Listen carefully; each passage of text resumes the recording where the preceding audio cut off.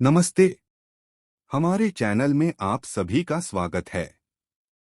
5 में से 4 इजरायली सुरक्षा विफलता के लिए नेतन्याहू को दोषी मानते हैं।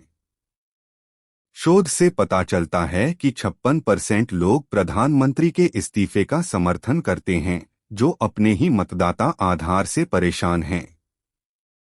समाचार पत्र जेरूसलम पोस्ट द्वारा प्रकाशित एक सर्वेक्षण से पता चलता है कि अधिकांश इजरायलियों ने बेंजामिन नेतन्याहू सरकार पर विश्वास खो दिया है और हमास आतंकवादी हमले के लिए उन्हें दोषी ठहराया है, जिसमें पिछले शनिवार 7 को 1300 लोग मारे गए थे। 5 में से 4 उत्तरदाताओं 86% का कहना है कि आश्चर्यजनक हमला देश के नेतृत्व की विफलता का परिणाम है। 56% के लिए गाजा में युद्ध की समाप्ति के बाद प्रधानमंत्री को इस्तीफा दे देना चाहिए। इस सर्वेक्षण की दिलचस्प बात यह है कि नरसंहार के बाद से यहूदियों के सबसे बड़े नरसंहार के लिए नेतन्याहू को दोषी ठहराने वालों में से 79% उनके धुर दक्षिणपंथी गठबंधन के समर्थक हैं। दूसरे शब्दों में, यह दर्शाता है कि इजराइल के सबसे लंबे समय तक सेवा करने वाले प्रधानमंत्री अपने स्वयं के मतदाता आधार से परेशानी में हैं। डायलॉग सेंटर द्वारा साक्षात्कार लिए गए लोगों में से अधिकांश 94% का मानना है कि सरकार को अपने नागरिकों की सुरक्षा सुनिश्चित करने में तैयारी की कमी के लिए कुछ जिम्मेदारी लेनी चाहिए।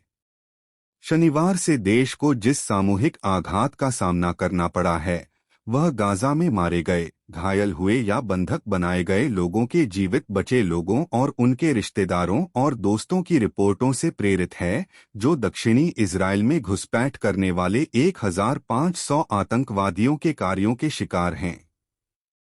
नेतन्याहू और उनके मंत्रिमंडल को न केवल फिलिस्तीनियों के प्रति अपनी नीति के पतन का सामना करना पड़ रहा है।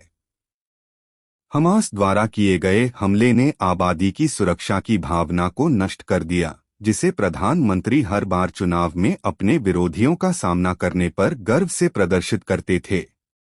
पिछले सप्ताह युद्ध के समय में भी विभिन्न मोर्चों से उनके इस्तीफा देने की मांग की गई और यह इजरायली अखबार द्वारा प्रकाशित शोध द्वारा प्रदर्शित परिणामों को प्रतिबिंबित करता है।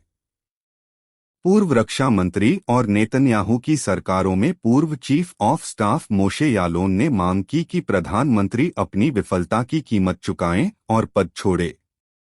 उस पर कोई भरोसा नहीं है। हर घंटे जब वह कमान में रहते हैं, देश के लिए नुकसान होता है, उन्होंने प्रमाणित किया। समाचार पत्र हारेट्स में प्रकाशित एक कठोर लेख में स्तंभकार नेहेमिया शट्रासलर ने नेतन्याहू को तत्काल हटाने का बचाव किया और आपातकालीन सरकार में भूमिका स्वीकार करने में विपक्ष की कमजोरी के बारे में चेतावनी दी। उन्हें झूठी एकता के बारे में बात नहीं करनी चाहिए, उन्हें किसी बुरे आदमी को जीवन रेखा नहीं देनी चाहिए। जैसे जैसे हमास के हमले की अनुमति देने वाली सुरक्षा विफलताओं के बारे में अधिक से अधिक सबूत सामने आते हैं, नेतन्याहू आबादी की नज़र में कमजोर हो जाते हैं। गाजा से वेस्ट बैंक तक सुरक्षा बलों की तैनाती, खुफिया सेवाओं की रिपोर्टों को गंभीरता से नहीं लिया गया और दीवार में खुली जगह, जिसके बारे में सरकार ने आश्वासन दिया था, ने सरकार में जनता के विश्वास को कम कर दिया। लेखक डेविड ग्रॉसमैन ने देश में व्याप्त भावना को सरकारी विश्वासघात के रूप में संक्षेप में प्रस्तुत किया है। उन्होंने प्रधानमंत्री के संदर्भ में संक्षेप में कहा, हमने क्षुद्र हितों, एक संकीर्ण सोच वाली और भ्रमित नीति के कारण इस राज्य को त्यागते हुए देखा, जो अपने खिलाफ 9 महीने के लोकप्रिय विरोध प्रदर्शनों से पहले ही राजनीतिक रूप से थक चुके थे। दुर्भाग्यपूर्ण न्यायिक सुधार।